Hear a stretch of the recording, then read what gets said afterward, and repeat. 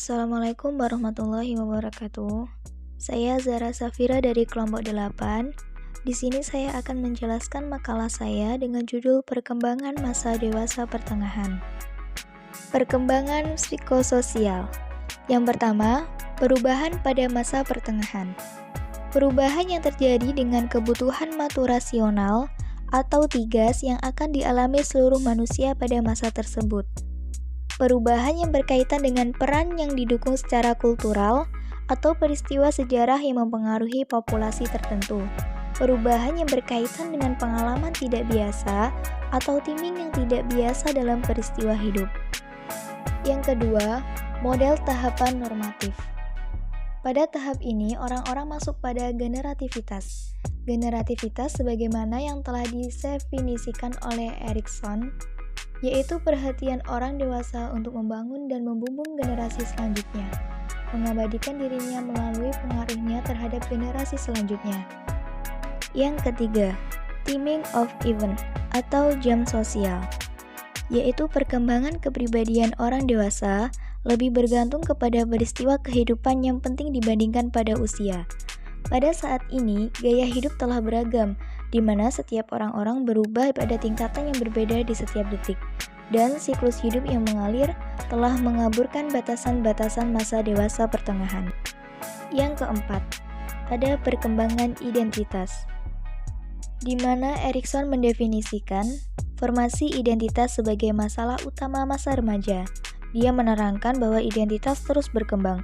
Sebagian pakar menerangkan, identitas dapat mengandung bukan hanya satu diri, tetapi beberapa kemungkinan diri, termasuk diri dari sosok impian seseorang dan diri dari sosok yang dihindari.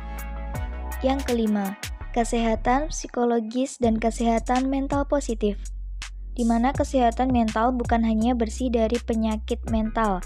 Kesehatan mental positif mengandung perasaan dan kenyamanan psikologis yang amat berkaitan dengan perasaan akan keberadaan diri yang sehat.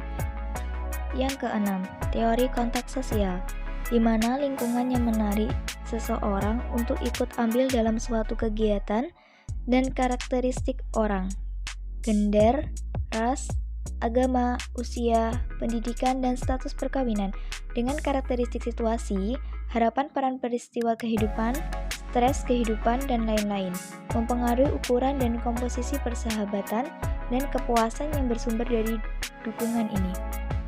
Berikut 3 tujuan utama interaksi sosial. Yang pertama, sebagai sumber informasi. Yang kedua, interaksi sosial membantu orang-orang mengembangkan dan mempertahankan rasa akan keberadaan diri. Dan yang terakhir, interaksi sosial merupakan sumber kenikmatan dan kenyamanan atau kesejahteraan emosional. Yang ketujuh, relasi dan kualitas kehidupan, di mana sebagian besar orang parubaya dan yang lebih tua optimis tentang kualitas kehidupan. Seiring dengan pertambahan usia, merujuk kepada survei surat terhadap 1.384 orang dewasa dengan usia 45 tahun. Dan yang terakhir, ada relasi konsensual, di mana perkawinan atau ikatan homoseksual dan pertemanan biasanya melibatkan dua orang segenerasi dan melibatkan pilihan mutual. Berikut adalah bagian-bagian dari relasi konsensual. Yang pertama ada perkawinan, yang kedua ada perceraian pada masa parubaya, yang ketiga ada relasi gay dan lesbian, yang keempat ada pertemanan, yang kelima ada relasi dengan anak yang sudah dewasa. Dan masih banyak lainnya juga.